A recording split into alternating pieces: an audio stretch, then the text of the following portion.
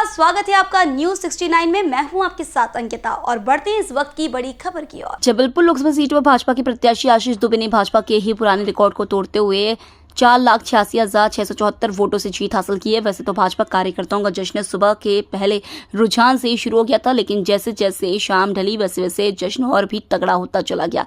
आपको बता दें कि जबलपुर के जवाहरलाल नेहरू कृषि विश्वविद्यालय में जिले की 8 विधानसभा के अंतर्गत मतदाताओं द्वारा डाले गए 11,65,000 मतों की गिनती की गई है, जो कि 18 राउंड में संपन्न की गई। यहाँ भाजपा के आशीष दुबे ने कांग्रेस से दिनेश यादव को काफी भारी अंतर से हराया है। मतगणना के समाप्त होने के बाद जबलपुर कलेक्टर अनय द्विवेदी द्वारा भाजपा से सांसद प्रत्याशी आशीष दुबे को शुभकामनाएं देते हुए उन्हें प्रमाण पत्र दिया। भाजपा के विजयी प्रत्याशी आशीष दुबे ने इसे जनता की जीत बताया है। उन्होंने कहा कि जनता ने अपने दायित्व निभा दिया है और अब वह क्षेत्र के विकास पर ध्यान देते हुए जनता के प्रति अपना दायित्व निभाएंगे। जबलपुर से न्यूज 69 के लिए वाजिद खान की रिपोर्ट। सर, जैसा कि जबलपुर 13 लोकसभा सीट पे निर्वाचन पूर्ण हो गया है और जो चुने गए अभ्यर्थी हैं उनको सर्टिफिकेट प्रदाय कर दिया गया है। आज के जो निर्वाचन है उसकी संक्षिप्त जानकारी मैं आपको दे देता हूं कि टोटल जो जितने भी वोट डले थे उनकी संख्या 11,55,099 थी, जो मत सही पाए गए थे और जिनकी गणना की गई है। उन मतों में जो सबसे अधिक वोट मिले हैं वो भारतीय जनता पार्टी के श्री आशीष दुबे, जिन्हें 7,87,900 मत मिले हैं, और जो द्वितीय स्थान पर हैं वो इंडियन नेशनल कांग्रेस के दिनेश यादव, जिन्हें 3,02,553 वोट मिले हैं। तो इस प्रकार भारतीय जनता पार्टी के श्री आशीष दुबे जो हैं वो नवनिर्वाचित सांसद हैं, जिनको जबलपुर के जिनको प्रमाण पत्र जो है मेरे द्वारा प्रदाय कर दिया गया है। जबलपुर के मतदाताओं को और भारतीय जनता पार्टी के कार्यकर्ताओं को जाता है, जिनके माध्यम से, जिनके कारण ये बड़ी जीत हासिल हुई है, बड़ा जनादेश मिला है।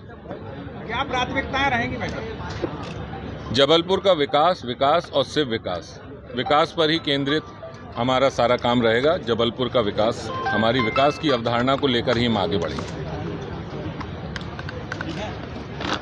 भाई साहब, एक पूरे मध्य प्रदेश में पिछली बार एक रह गई थी, इस बार वो भी क्लियर हो गई है, क्या करेंगे? देखिए, हम जनता के प्रति आभार प्रकट करते हैं, जनता के ऋणी हैं। मध्य प्रदेश में 29 में से 29 सीटें भारतीय जनता पार्टी की झोली में डाली हैं। हम ऐसा भी कह सकते हैं कि देश के प्रधानमंत्री माननीय मोदी जी के गले में जो विजय की एक माला बनने आने वाली है, उसमें मध्य प्रदेश ने अपने पूरे 29 के 29 फूल उस माला में जड़ दिए हैं और इसके प्रति हम जनता के प्रति आभार प्रकट करते हैं। देश में भी जनता ने आशीर्वाद दिया है। ये बात ठीक है कि जितनी बड़ी संख्या में सीटों का अनुमान था, और वो गलत नहीं था, जनता उस अनुमान के साथ थी, लेकिन कहीं कुछ कमी उसमें रह गई। लेकिन जो जीत हमें मिली है वो भी कम नहीं है।